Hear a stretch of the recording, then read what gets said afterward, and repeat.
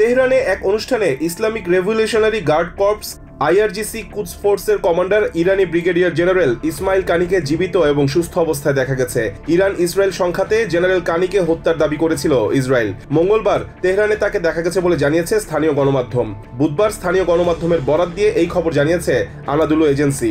ইরানের তাসনিম নিউজ এজেন্সির পোস্ট করা একটি ভিডিওতে দেখা গেছে অনুষ্ঠানে উপস্থিত জনতার মধ্যে কানি রয়েছেন। সামাজিক মাধ্যম এক্সে তাসনিম বার্তা সংস্থা জানায়, অপারেশন ডিভাইন ভিক্টোরির পর তেহরানে জনগণের আজকের সমাবেশে কমান্ডার কানি দিয়েছেন। এছাড়া রাষ্ট্র পরিচালিত প্রেস টিভিও ভিডিওটি প্রকাশ করে বলেছে, ইহুদি শাসনের বিরুদ্ধে বিজয় উদযাপনের সময় তেহরানে উল্লসিত জনতা আইআরজিসি কুদস ফোর্সের কমান্ডার ব্রিগেডিয়ার জেনারেল ইসমাইল কানিকে উষ্ণ অভ্যর্থনা জানান। চলতি মাসের শুরুতে নিউ ইয়র্ক টাইমস এক প্রতিবেদনে জানিয়েছিল, ইসরায়েলি হামলায় নিহত ইরানি সামরিক নেতাদের মধ্যে কানিও ছিলেন।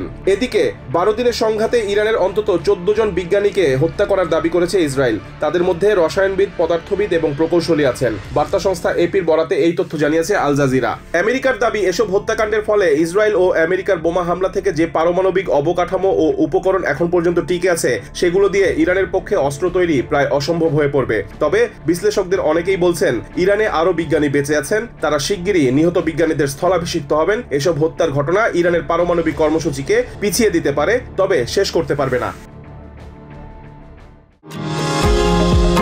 নিউ ইয়র্ক থেকে সম্প্রচারিত TVN 24 টেলিভিশন বিশ্বজুড়ে বাঙালির কণ্ঠস্বর।